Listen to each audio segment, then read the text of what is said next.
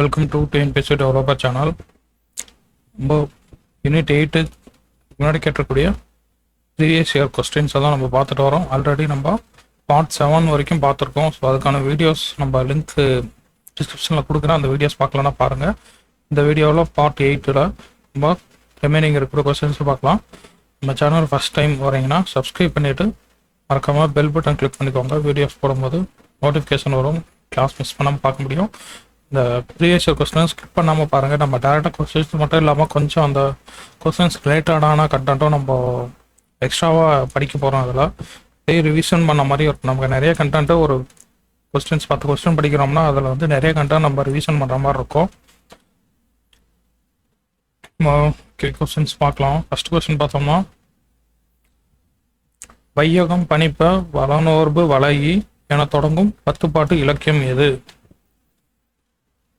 Answer நெடுநாள் வாடை. So நெடுநாள் வாடை தான் வையகம் பணிப்ப வளனோர்பு வளையி அப்படின்னு தொடங்கக்கூடியது.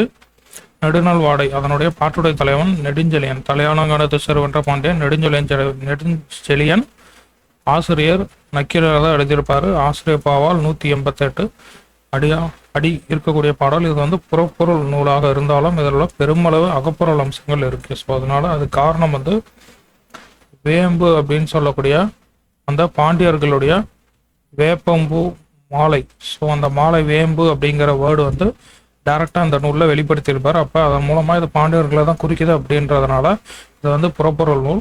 இந்த அகப்பொருள் அம்சங்கள் நிறைய இருக்கிறதுனால ஸோ இது அகமாப்புறமா அப்படிங்கிற ஒரு டிஸ்கஷன் உள்ளாகி இருக்கக்கூடிய நூல் தான் நெடுநாள் வாடை. இப்போ குறிஞ்சி பாட்டுடைய முதல் வரி பார்த்தோம்னா, அன்னாய் வாழி வேண்டு அன்னை ஒண்ணுதல் புலிமேன் கூந்தல் என் தோழி மேனி அப்படிங்கிறது குறிஞ்சி பாட்டனுடைய முதல் வரி. அதேமாதிரி முல்லை பாட்டு அப்படிங்கிறது நனந்தலை உலகம் வளையி நேமியோடு வலம்புரி பொறித்த மாதாங்கு தடக்கை அப்படிங்கிறது முல்லை பாட்டனுடைய முதல் வரி. நனந்தலை உலகம் வளையி நேமியோடு வலம்புரி பொறித்த மாதாங்கு தடக்கை. அடுத்து பட்டினப்பாலை வசையில் புகழ் வயங்க வெண்மீன் திசை திரிந்து தெற்கு ஏகினோம் அப்படின்னு சொல்லி பட்டினப்பாலை வந்து ஸ்டார்ட் ஆகும். அடுத்து இலங்கை தமிழ் பேராசிரியர் கா சிவத்தம்பி செம்மொழி பண்புகளாக குறிப்பிடுவன எது அப்படின்னு சொல்லி கேட்குறாங்க.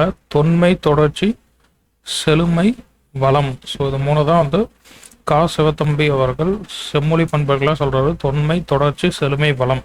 ஸோ இது போக மற்ற அறிஞர்கள் சொன்னது பார்த்தோம்னா, வீருடை செம்மொழி தமிழ்மொழி உலகம் வேரூன்றிய நாள் முதல் உயிர்மொழி அப்படின்னு பாவலரேறு பெருஞ்சித்திரனார் வந்து சொல்லியிருப்பாரு.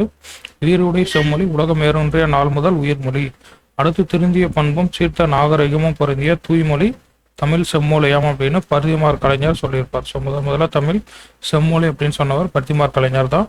16 செவ்வியல் தன்மைகளை கொண்டது செம்மொழி அப்படின்னு பாவானார் மொழிநாயர் தேவநாய பாவானார் வந்து சொல்லியிருப்பாரு. 16 செவ்வியல் தன்மைகளை கொண்டதான் செம்மொழி அப்படின்னு. அடுத்து முஸ்தபா வந்து செம்மொழி தகுதிப்பாடுகள்னு சொல்லி 11 சொல்றார். ஸோ 11 செம்மொழி தகுதிப்பாடுகள் சொன்னவர் முஸ்தபா. சென்ட்ரல் கவர்மெண்ட் செம்மொழியாக அறிவித்தது அக்டோபர் 2004 தமிழ் வந்து செம்மொழியாக அறிவிக்கும். கிளாசிக்கல் லாங்குவேஜ்னு அறிவிச்சிருக்கோம். இதுக்கு முன்னாடி அதனுடைய முதல் ஹிஸ்ட்ரி பார்த்தோம்னா 1901 மதுரை தமிழ் சங்க இதழ் செந்தமிழில் பரிதிமார் கலைஞரின் உயர்தனை செம்மொழி அப்படிங்கிற கட்டுரை வந்து வெளியாக இருக்கும். ஸோ 1901 முதல்ல முறையாக தமிழ் வந்து செம்மொழி அப்படின்னு சொன்னவர் பரிதிமார் கலைஞர். 1901 உயர்தனி செம்மொழியின் கட்டுரை எழுதியிருக்காரு. அப்புறம் 1918 மேலை சிவபுரி சன்மார்க்க சங்க சபை அதுக்கப்புறம் தமிழை செம்மொழியாக அறிவிக்க வேண்டி தீர்மானம் நிறைவேற்றி இந்திய அரசாங்கம் இந்திய பல்கலைக்கழகம் அனுப்பியது. ஸோ மேலை சிவபுரி சன்மார்க்க சபை செம்மொழி தீர்மானம் நிறைவேற்றியது 1918. அதாவது 1918 சைவ சித்தாந்த மாநாட்டில் செம்மொழியாக அறிவிக்க வேண்டும்னு தீர்மானமும் நிறைவேற்றப்படுது. ஸோ 2 தீர்மானம் கொண்டு வராங்க 1918. அடுத்து 19 கரந்தை தமிழ் சங்கம் தமிழை செம்மொழியாக அறிவிக்க வேண்டும்னு தீர்மானம் கொண்டு வருது. அடுத்து 1966 உயர்தனி செம்மொழி அப்படிங்கிற ஆங்கில நூல் தேவநாய பாவனாரால் வெளியிடப்படுது. ஸோ உயர்தனி செம்மொழி அப்படிங்கிற கட்டுரை வந்து பரிதிமார் கலைஞர் 1901. அதே 1966 உயர்தனி செம்மொழி அப்படிங்கிற ஆங்கில நூல் தேவநாய பாவனாரால் எழுதி வெளியிடப்படும். 2004 செம்மொழின்னு சென்ட்ரல் கவர்மெண்ட் வந்து அறிவிக்குது. அடுத்த கொஸ்டின், பாவை பாடிய வாயால் கோவை பாடியவர் யார்? பாவை பாடிய வாயால் கோவை பாடியவர் யார்? மாணிக்க வாசகர். மாணிக்க வாசகருடைய சிறப்பு பெயர்கள் அருள் வாசகர், திருவாத ஊரடிகள். ஸோ இது வந்து அவருடைய பிறந்த ஊர் திருவாத ஊர், அதனுடைய பேர்லயே திருவாத ஊரடிகள் சொல்றாங்க. மணிமொழியார், தென்னவன் பிரம்மராயன். இதில் வந்து மாணிக்கவாசகருடைய பெயர்கள். இவருடைய நூல் பார்த்தோம்னா திருவாசகம், திருக்கோவையார். ஸோ இது ரெண்டும் வந்து இவருடைய நூல். மாணிக்கவாசகருடைய நூல் திருவாசகம், திருக்கோவையார். அதே மாதிரி மாணிக்கவாசகர் வந்து சைவ சமய குறவர், நால்வரில் ஒருவர். சைவ சமய குறவர் நால்வரில் ஒருவர் தான் மாணிக்கவாசகன். இவர் நரியை பரியாக்கி இருப்பார். ஸோ நரியை பரினா குதிரை ஆக்கியிருப்பார். இவருடைய முக்கியமான மேற்கோள்கள் பார்த்தோம்னா நமச்சிவாய வாழ்க, நற்றுணை ஆவது நமச்சிவாயமே, சிறை பெறா நீர் போல் சிந்தை வாய்ப்பாயும் திருப்பெருந்துறையுரை சிவனே, இமைப்பொழுதும் என் நெஞ்சில் நீங்காதான் தாழ்வாழ்க. இதெல்லாம் வந்து மாணிக்கவாசகருடைய மேற்கோள்கள். அடுத்து யாயையும் பாடி கோவை பாடு என்ற வழக்கு எதன் அடிப்படையில் தோன்றியது? யாயையும் பாடி கோவை பாடு. ஸோ ஏதாவது பாடி எல்லாத்தையும் பாடி கோவை பாடு அப்படின்னு சொல்றாங்க. இதில் வந்து பயிற்சி இருத்தல் வேண்டாம், ப்ராக்டிஸ் இஸ் மஸ்ட் அப்படின்னு சொல்றாங்க. பயிற்சி இருந்தால் கோவை பாட முடியும் அப்படின்னு சொல்லியிருக்காங்க. அடுத்து எதனை போன்று ஐம்புலன்களை அடக்க வேண்டும் அப்படின்னு திருமூலர் சொல்லுகிறார். திருமூலர் சொல்லியிருப்பார், திருக்குறள்லேயே நமக்கு சொல்லியிருப்பாங்க ஐம்புலன்களை அடக்குதல் பற்றி. ஆமை போன்று ஐம்புலன்களை அடக்க வேண்டும். ஸோ ஒருமையுள் ஆமை போல் ஐந்தடக்கல் ஆட்டின் ஏழுமையும் ஏமா புடைத்து. ஸோ ஒரு பிறப்பில் ஆமை போல் 5 பொறிகளையும் அடக்கி ஆள வல்லவனானால் அவனுக்கு அது பல பிறப்பிலும் காப்பாற்றும் அப்படின்னு சொல்லி இது வந்து திருவள்ளுவர் சொல்லியிருப்பாரு. அதே மாதிரி திருமூலரும் சொல்லியிருக்காரு, ஐம்புலன்களே அடக்க வேண்டும் அப்படின்னு சொல்லி. அடுத்து மலரும் சருகும் அப்படிங்கிற நாவலின் ஆசிரியர் டி. செல்வராஜ். மலரும் சருகும் டி. செல்வராஜ். டிங்கிறது டேனியல் செல்வராஜ். இவர் வந்து இவருடைய தோல் அப்படிங்கிற நாவலுக்காக 2012 சாகித்ய அகாடமி விருது வாங்கியிருக்காரு. இவருடைய முதல் நாவல் தான் மலரும் சருகும். ஸோ இது வந்து ஃபர்ஸ்ட் நாவல். மலரும் சருகுங்கிறது இவருடைய முதல் நாவல். தோலுக்காக 2012 சாகித்ய அகாடமி விருது வாங்கியிருப்பார். அதுக்கப்புறம் தேநீர் அப்படிங்கிற நாவல் ஊமை ஜனங்கள் அப்படிங்கிற பேர்ல திரைப்படமாகியிருக்கும். தேநீர் அப்படிங்கிற நாவல் ஊமை ஜனங்கள் அப்படிங்கிற பேர்ல திரைப்படமாகியிருக்கு. அதுக்கப்புறம் மூலதனம், அப்புறம் 50 ஓரங்க நாடகம். இந்த நூல்களெல்லாம் எழுதியவர் டேனியல் செல்வராஜ். 2012 சாகித்ய அகாடமி தோல் அப்படிங்கிற இது வந்து தோல் தொழிலாளர்களுடைய பற்றின ஒரு தோல் தொழிற்சாலையில் வேலை செய்யக்கூடிய தொழிலாளர்கள் பற்றின ஒரு நாவல்.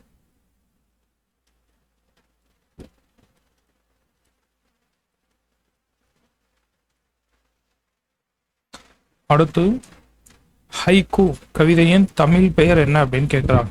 ஸோ இது வந்து குறும்பா அப்படின்னு சொல்றாங்க. ஹைக்கூ அதனுடைய தமிழ் பெயர் குறும்பா. இது வந்து 3 வரிகளில் 5, 7 அசைகள் அப்படின்னு 17 அசைகளை கொண்டு அமைக்கப்பெறும் ஏபற்ற ஜப்பானிய கவிதை. ஸோ இது வந்து ஹைக்கூங்கிறது ஜப்பான் நாட்டினுடைய ஒரு கவிதை. 3 வரியில் இருக்கும், 5 அல்லது 7 அசைகள் கொண்டு 17 அசைகளை கொண்டு அமைக்கப்பெறும் ஏபற்ற ஜப்பானிய கவிதை. ஸோ தமிழில் வந்து இது வந்து துளிப்பா, குறும்பா, சிந்தர், கரந்தடி, விடுநிலைப்பா, மின்மினி கவிதை, வாமன கவிதை, அணில்வரி கவிதை. இதெல்லாம் வந்து தமிழில் ஹைக்கூடைய பெயர்கள். துளிப்பா, குறும்பா, சிந்தர், கரந்தடி, விடுநிலைப்பா, மின்மினி கவிதை, வாமன கவிதை, அணில் வரி கவிதை. அடுத்து அறம் அப்படிங்கிற சொல்லுக்கு தமிழ்ல 8 வகையான பொருள்கள் வழங்கி வருகின்றன அப்படின்னு சொன்னவர் யார்? காத்தான் திருநாவுக்கரசு. அவர் வந்து சாகித்ய அகாடமி நிறுவனம் இவருக்கு திருக்குறள் மணி அப்படிங்கிற பட்டம் கொடுத்துருக்கும். முக்கியமானது திருக்குறள் மணி அப்படின்னு அழைக்கப்படக்கூடியவர் காதா திருநாவுக்கரசு. இவருக்கு சாகித்ய அகாடமி தான் அந்த பட்டம் கொடுத்துருக்காங்க. இவருடைய திருக்குறள் நீதி இலக்கியம் அப்படிங்கிற நூல் 1974 சாகித்ய அகாடமி விருது வாங்கியிருக்கோம். இவருடைய மற்ற நூல்கள் சிந்துவெளி தரும் ஒளி, வாழ்வும் வரலாறும், திருக்குறளும், இந்திய அறநூல்களும், திருக்குறள் நூல் அடைவு. ஸோ இதெல்லாம் வந்து இவருடைய நூல்கள். காத்தா திருநாவுக்கரசு திருக்குறள் மணி அப்படின்னு அழைக்கப்படக்கூடியவர். இந்த பட்டம் கொடுத்தது சாகித்ய அகாடமி. சாகித்ய அகாடமி விருது திருக்குறள் நீதி இலக்கியத்துக்கு 1974 காத்தா திருநாவுக்கரசு வாங்கியிருப்பார். அடுத்து மோப்பக்குளையும் அனிச்சம். ஸோ இதெல்லாம் அனிச்சம் அப்படிங்கிறது என்ன அப்படின்னு கேட்குறாங்க. அனிச்சம்ங்கிறது மலர். மோப்ப குலையும் மணிச்சம் முகம் திரிந்து நோக்க குலையும் விருந்து அப்படின்னு திருக்குறள் இருக்கு. அடுத்து திருக்குறள் உரையாசிரியர்களுள் முதலாம் அவர் யார்? ஸோ ஃபர்ஸ்ட் யாருன்னு கேட்குறாங்க, மணக்குடவர். ஸோ திருக்குறளுக்கான உரையை முதல்ல பதிப்பித்தவர் மணக்குடவர். அதே மாதிரி பரிமேல அழக உரையே சிறந்தது. ஸோ சிறந்த உரை பரிமேல அழகர் உரை முதல்ல பதிப்பித்தவர் மணக்குடவர். ஸோ மற்ற உரையாசிரியர்கள் பார்த்தோம்னா தருமர், தாமத்தர், பரிதி, திருமாலையூர், பரிப்பெருமாள், மணக்குடவர், நச்சர், பரிமேலழகர், மல்லர், காளிங்கர் மற்றும் பலர். ஸோ நிறைய பேர் திருக்குறளுக்கு உரை எழுதியிருப்பாங்க. அதில் பரிமேலழகர், மணக்குடவர், காளிங்கர் இவங்களுடைய உரை மட்டும்தான் இப்போது நமக்கு கிடைச்சிருக்கு. பரிமேலழகர், மணக்குடவர், காளிங்கர் உரை தான் நமக்கு கிடைச்சிருக்கு. திருக்குறளுடைய மொழிபெயர்ப்பு டிரான்ஸ்லேஷன் எந்தெந்த மொழியில யார் யார் மொழிபெயர்த்தாக்காங்க அப்படின்னு பார்ப்போமா. லத்தீன் மொழியில வீரமாமுனிவர் வந்து மொழிபெயர்த்திருப்பாரு. அதுக்கப்புறம் ஆங்கிலத்தில் ஜி போப் வந்து மொழிபெயர்த்திருப்பார். ஜெர்மன்ல க்ரௌல் அப்படின்னு சொல்லக்கூடியவர். ஸோ ஜெர்மன்ல க்ரௌல். அதுக்கப்புறம் ஃப்ரெஞ்சில் ஆரியல். டால்ஸ்டாய் வந்து ரஷ்ய மொழியில் மொழிபெயர்த்திருக்கார். ஹிந்தியில் பிடி ஜெயின். ஸோ ஹிந்தியில் பிடி ஜெயின் வந்து மொழிபெயர்த்திருக்கார். ஸோ அதெல்லாம் வந்து திருக்குறளுடைய மொழிபெயர்ப்பு.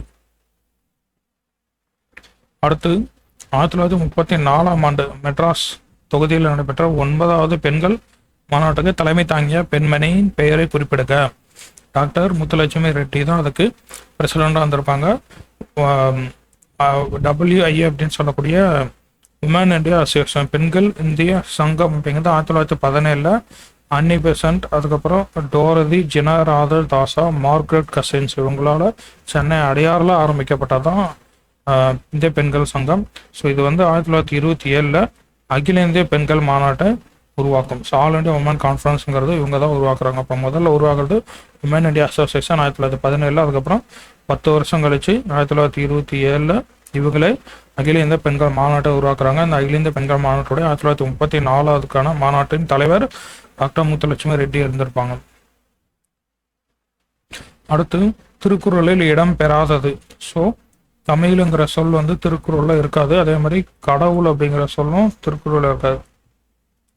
தமிழ், கடவுள், ஸோ இந்த 2 சொல்லும் திருக்குறளில் இருக்காது.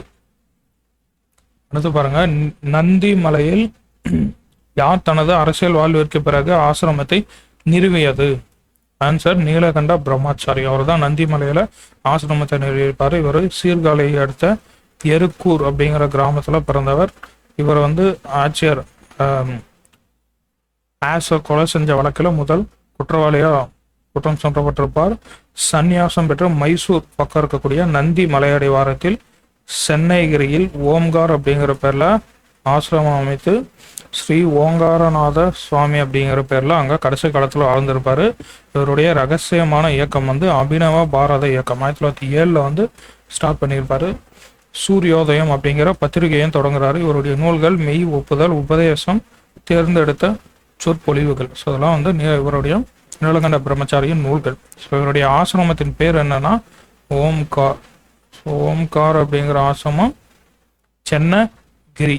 ஸோ நந்தி மலையாடி வாரத்தில் இருக்கக்கூடிய சென்னகிரி அப்படிங்கிற அந்த வில்லேஜில் ஓம்கார் ஆசிரமம் அமைச்சு ஓங்காரநாத சுவாமி அப்படிங்கிற பேர்ல இருந்திருப்பாரு. இவருடைய ரகசிய இயக்கம் அபினவ பாரத இயக்கம் 1907 வந்து அமைச்சிருப்பார். அடுத்து 1925 ஈவே ராமசாமி சுயமரியாதை இயக்கத்தை துவக்கினார். ஸோ இதை பற்றி 2 கூட்டு கொடுத்துருக்காங்க. எந்த கூட்டும் சரியானு சொல்லி இயக்கத்தின் முக்கிய நோக்கம் வந்து மக்களிடையே சுயமரியாதை, சுய நம்பிக்கை மற்றும் புரட்சிகரமான சிந்தனைகளை வளர்ப்பது, அரசியல் மற்றும் சமுதாய விடுதலை நலன்களை அனுபவிப்பது. ஸோ கூட்டுறவு 2மே வந்து கரெக்ட் தான். அடுத்து சுயமரியாதை இயக்க மாநாடுகள், அப்புறம் அந்த மாநாட்டுடைய தலைவர்கள் பேர் கொடுத்துருக்காங்க. குடியாத்தம் சுயமரியாதை இயக்கம், அப்புறம் 2வது சுயமரியாதை இயக்கம் கிறிஸ்தவ மாநாடு சத்தியாகிரக கமிட்டி. ஸோ அதனுடைய தலைவர்கள் பேர் R Chennaiyin, அல்டோன்ஸ் loss, Abdul Karim Shakib, MR Jayakar. அதில் வந்து நம்ம இந்த மாநாடு நம்ம மேட்ச் பண்ணோம்னா ஃபஸ்ட்டு வந்து குடியாத்தம் சுயமரியாதை மாநாடு அப்துல் கரீம் ஷாகிப். அடுத்து 2வது சுயமரியாதை மாநாடு ஜெயகர். ஸோ சிடி. அடுத்து BA கிறிஸ்தவ மாநாடு அல்டான்ஸ் லாஸ் சத்தியாகிரக கமிட்டி ஆர் சின்னையன். ஸோ சுயமரியாதை இயக்கத்தினுடைய ஃபஸ்ட்டு மாநாடு வந்து செங்கல்பட்டில் நடந்திருக்கும் 1929. அதனுடைய தலைவர் WPA சவுந்தர பாண்டியன். ஸோ இந்த மாநாட்டில் குத்தூசை குருசாமி அப்புறம் மூவலூர் ராமநாத அம்மையார் இவங்கெல்லாம் கலந்துக்கிருப்பாங்க. இந்த மாநாட்டில் தான் ஜாதி ஒழிப்பு, தீண்டாமை ஒழிப்பு, இதுக்கான அப்புறம் பெண்ணுரிமைக்கான தீர்மானங்கள் வந்து நிறைவேற்றப்பட்டது செங்கல்பட்டு சுயமரியாதை மாநாட்டில். அதுக்கப்புறம் 1930 ரெண்டாவது மாநாடு ஈரோட்டில் நடக்குது. 1930 ரெண்டாவது மாநாடு ஈரோட்டில். இந்த மாநாட்டுக்கு தலைவர் MR ஜெயகர் அப்படின்னு சொல்லக்கூடியவர். இவர் பூனேயிலிருந்து வந்திருப்பார். இந்த மாநாட்டில் மக்கள் தொகை கணக்கெடுப்பில் ஜாதி பேரை சேர்க்கக்கூடாது அப்படின்னு சொல்லி கேட்டுக்கிட்டு இருப்பார் ஈரோடு மாநாட்டில். அதுக்கப்புறம் மூணாவது மாநாடு 1931 விருதுநகரில் நடக்குது. 1931 இந்த மாநாட்டுக்கு தலைவர் K சண்முகம் அப்படின்னு சொல்லக்கூடியவர். ஸோ இந்த மாநாட்டில் அன்டச்சபிலிட்டி அதுக்கப்புறம் இன்டர்காஸ்ட் கலப்பு திருமணத்துக்கான தீர்மானம் வந்து கொண்டு வரப்பட்டிருக்கும். ஸோ இன்டர்காஸ்ட் மேரேஜ் கலப்பு திருமணத்துக்கான தீர்மானம் கொண்டு வரப்பட்டது விருதுநகர் மாநாட்டில். அதே மக்கள் தொகை கணக்கெடுப்பில் ஜாதி பேர் சேர்க்கக்கூடாதுன்னு சொன்னது ஈரோடு மாநாடு. பெண்ணுரிமைக்கான தீர்மானம் கொண்டு வந்தது செங்கல்பட்டு மாநாடு.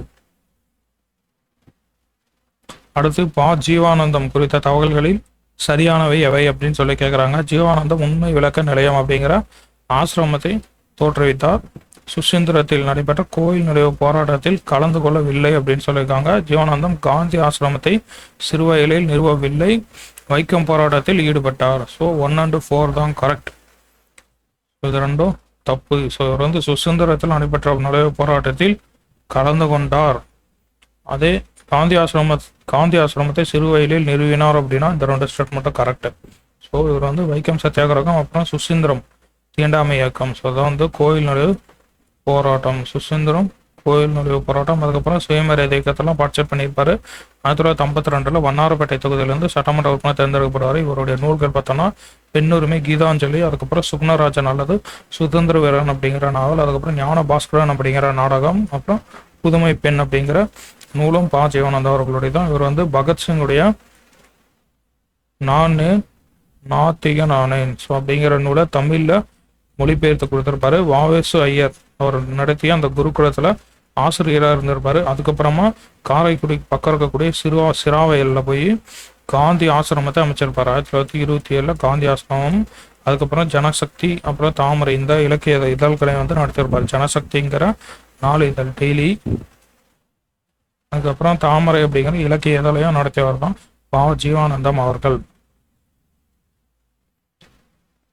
அடுத்து பொறுத்துக்க கொடுத்துருக்காங்க. கர்னல் மார்க்ஸ்வெல், ஆட்சியர் WC ஜாக்சன், கர்னல் அக்னியும், கர்னல் இன்னிஸ். ஸோ இந்த பக்கம் மருது சகோதரர், கட்டபொம்மன், கோபால் நாயக்கர், வேலு நாச்சியார். சாரி, இது ஆல்ரெடி சரியானவற்றை தேர்ந்தெடுக்கும். ஸோ எது கரெக்டாக மேட்ச் ஆயிருக்கு அப்படின்னு கேட்குறாங்க. 1 and 2 தான் கரெக்டாக மேட்ச் ஆயிருக்கும், 3 and 4 தப்பாக மேட்ச் ஆயிருக்கும். So 1 and 2 colonel Maxwell, Marudhu சகோதரர்கள், WC ஜாக்சன் வந்து கட்டபொம்மன், கர்னல் அக்னியோ, கர்னல் இன்னிஸ். ஸோ இவங்க 2 பேருமே வந்து சிவகங்கையை தாக்கியிருப்பாங்க. வேலு நாச்சியார், கோபால் நாயக்கர் வரமாட்டாங்க. அவங்க வந்து மருது சகோதரர்களோட தொடர்புடையவங்க. பாருங்க, 1772 கர்னல் பான்ஜோர் ஸோ வந்து காளையார் கோயில் பேலஸை வந்து தாக்குவார். ஸோ கர்னல் காளையார் கோயிலை தாக்கியிருப்பாரு.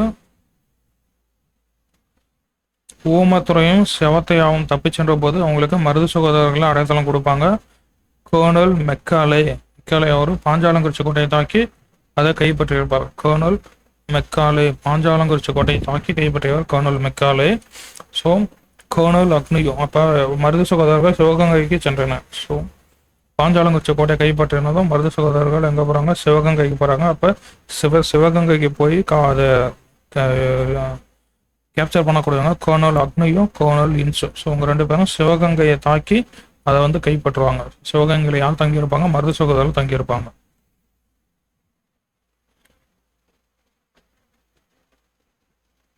அடுத்து பொறுத்துக சரியாக பொருந்தியுள்ளவற்றை தேர்ந்தெடுக்கன்னு சொல்லியிருக்காங்க.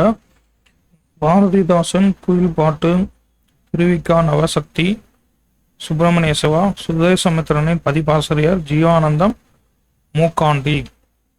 அதெல்லாம் கரெக்டாக பொருந்திருக்கக்கூடியது 2 and 4. பாரதிதாசன் குயில் பாட்டு தப்பு. குயில் பாட்டை வந்து பாரதியார். அடுத்து சுப்பிரமணிய சிவா சுதேசமித்திரனின் பதிப்பாசிரியர். ஸோ இதுவும் வந்து தப்பு. சுப்பிரமணிய சிவாவில் பாரதியார் தான் 1904 சுதேசமித்திரனுடைய உதவி ஆசிரியர் சப் எடிட்டராக இருந்திருப்பாரு. சுதேசமித்திரன் 1891 ஜி சுப்பிரமணிய ஐயரால் தொடங்கப்பட்ட நாளிதழ். அடுத்து உயிஸ்தி பலியாடுகள் அப்படிங்கிற நாடக ஆசிரியர் யாருன்னு கேட்குறாங்க. K.A. குணசேகரன். ஸோ இவர் தலித் அரங்கவேல் அப்படிங்கிற அந்த ஒரு கோட்பாட்டை உருவாக்கியவர். ஸோ சமஸ்கிருத அரங்கவேல் அதுக்கு பதிலாக தலித் அரங்கவேலை உருவாக்கியவர். இவருடைய பலியாடுகள் இதுதான் முதல் தலித் நாடகம். இவரது முதல் தலித் நாடகம் பலியாடுகள். தன்னநானே அப்படிங்கிற கலைக்குழு வழியாக சமூக பிரச்சனைகளை மையமாக கொண்ட நாடகங்களை நடத்தியிருப்பார். பவளக்கொடி அல்லது குடும்ப விளக்கு இவருடைய மற்ற நூல். அதுக்கப்புறம் நாட்டுப்புற மண்ணும் மக்களும் அப்படிங்கிறது இவருடைய நூல்கள். ஸோ கருவாள குணசேகரன் அப்படிங்கிறவர் தலித் அரங்கவேலை உருவாக்கியவர். பலியாடுகள் அப்படிங்கிற ஒரு முதல் தலித் நாடகம். அதுக்கப்புறம் தன்னநானேங்கிற கலைக்குழு மூலமாக நாடகங்களை அரங்கேற்றி வந்திருப்பார். பவளக்கொடி அல்லது குடும்ப வழக்கு, நாட்டுப்புற மண்ணும் மக்களும் அப்படிங்கிறது அவருடைய மற்ற நூல். அடுத்து பாருங்க, பொய்மையும் வாய்மை இடத்து புரைத்திருந்த நன்மை பயக்கும் போது. அப்படியே திருக்குறள் அப்படியே வருது. பொய்மையும் வாய்மை இடத்து புரைத்திருந்த நன்மை பயக்கும் போது. திருக்குறளில் ஒப்புரவு அதனுடைய பொருள் என்னன்னு கேட்குறாங்க. உதவி. ஸோ ஹெல்ப் பண்ணுறது தான் ஒப்புரவுடைய மீனிங். இங்கே பாருங்க, புத்தேல் உலகத்தும் மீண்டும் பெறல் அரிதே ஒப்புரவின் நல்ல பிற. ஸோ புத்தேல் உலகத்தும் மீண்டும் பெறல் அரிதே ஒப்புரவின் நல்ல பிற. பிறருக்கு உதவி செய்து வாழும் ஒப்புரவை போல நல்லவனாகிய வேறு அறப்பகுதிகளை தேவர் உலகத்திலும் இவ்வுலகத்திலும் பெறுதல் இயலாது. ஸோ தேவர் உலகத்தில் அந்த உதவி செய்யக்கூடிய ஒப்புரவு ஃபாலோ பண்ணக்கூடிய அந்த அறத்தை பெற இயலாது. அடுத்து, இடனில் பருவத்தும் ஒப்புரவீர் கொள்கார் கடனரை காட்சியவர். என்ன சொல்றாங்கன்னா, ஒப்புரவு அறிந்து ஒழுகுதலாகிய தன் கடமை அறிந்த அறிவை உடையவர், கடமை அறிந்த அறிவை உடையவர் செல்வ வளம் இல்லாத காலத்திலும் ஒப்புரவுக்கு தளர மாட்டார். செல்வம் இல்லைனாலும் அவங்க உதவி செய்வாங்க அப்படின்னு சொல்றாங்க. ஸோ அது உதவியை கடமையா கொண்டவர்கள்.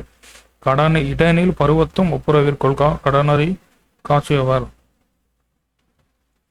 அடுத்து, பெயர் கண்டு அஞ்சுண்டமைவர் நயத்தக்க நாகரிகம் வேண்டுபவர். ஸோ இந்த வரிகள் இடம்பெற்ற நூல் இது எதுவுமே கிடையாது. திருக்குறள்ல தான் இது திருக்குறள். பெயர் கண்டும் நஞ்சுண்டமைவர் நயத்தக்க நாகரிகம் வேண்டுபவர் அப்படின்னா எல்லாராலும் விரும்பத்தக்க நாகரிகத்தை விரும்புவர்.